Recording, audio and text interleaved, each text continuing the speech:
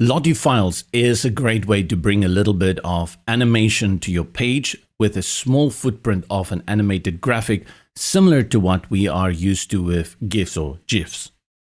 On this page, I have this unobtrusive Lottie file here just for a little bit of flair and to draw the attention of my visitor when they come to my page. And this is done with the Lottie element. A little bit more about Lottie if you have never worked with it. Lottie files is a format in which you can bring animated graphics to your pages, social media, and to your websites. And to use them, you can sign up for free at lottiefiles.com. There are also other platforms and other graphic stock sites that will have Lottie files that you can download, but this is usually the place where you will start. There are free and there are premium options. There's a lot of free stuff. As mentioned, you need to sign up for a Lottie Files account. There's no way you're going to download from them without signing in. And once you've done so, you can start browsing through their library of Lottie files. As I said, both free and premium. Before we do that, let's go have a look at what I've got here already. To bring in a Lottie file, you go to the Add Elements, and then from the Elements panel on the left, you will find the Lottie file over here, and you can also search it at the top. Click, hold, and drag and drop it where you want it to go. And there's a little Lottie animation already in there. Click on it to interact with it, and then all the way to the left is where we access the options for the Lottie file. For the majority of cases, you're going to leave all these settings just like it is. The only thing that you're going to change immediately is the Lottie link. There are two ways you can bring in animation of a Lottie file. The first one is a link, and the second is to upload a JSON file. Let's start with the link. Very easy. We go to lottiefiles.com, and on their landing page, they have a few legendary creators and their creations. You can have a look. I'm just going to select one here. Let's select this star down here. You have control over how this animation works by looking at all the settings down here.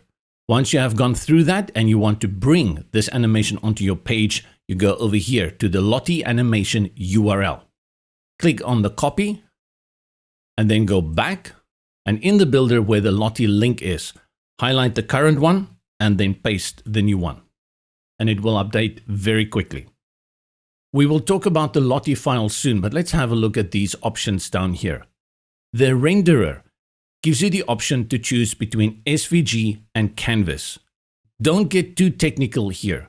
If you just use one or two Lottie files on your site, SVG is the way to go. It's always going to give you a clearer image. It could be that you have a very complicated Lottie file or many Lottie files on a web page, and you can see that the animation is just a little bit stocky and skipping and hopping around. Then you choose Canvas. It's not going to give you that super sharp rendering. It's not going to be that sharp, but it's going to give you the smooth animation. So we leave it on SVG. Autoplay means the animation starts playing as a person loads the page. You can also reverse the Lottie. You can let it play just once, and then you have control over the speed, and you can make it go much quicker, but a setting of 1 is preferable. These are the settings for the Lottie animation, nothing to it. Let's look at the second way you can bring in a Lottie file, and that is with the Lottie file JSON upload. Let's go back to lottiefiles.com, close this one, and we choose another animation, this little purple monster here. Up here you will see download, select download. From the drop-down you see there are a number of ways you can download this one, and the one that we will focus on is the Lottie JSON. I'll click on Lottie JSON, and the quick download already appears here in the bottom left-hand corner. Let's go back to our builder. And now where the Lottie file appears, I'll click on the plus. This opens my folders, and I can just select the JSON file, and it will overwrite the link that I've brought in. You see that disappears, and now we have this little monster typing away. Same options like the previous one.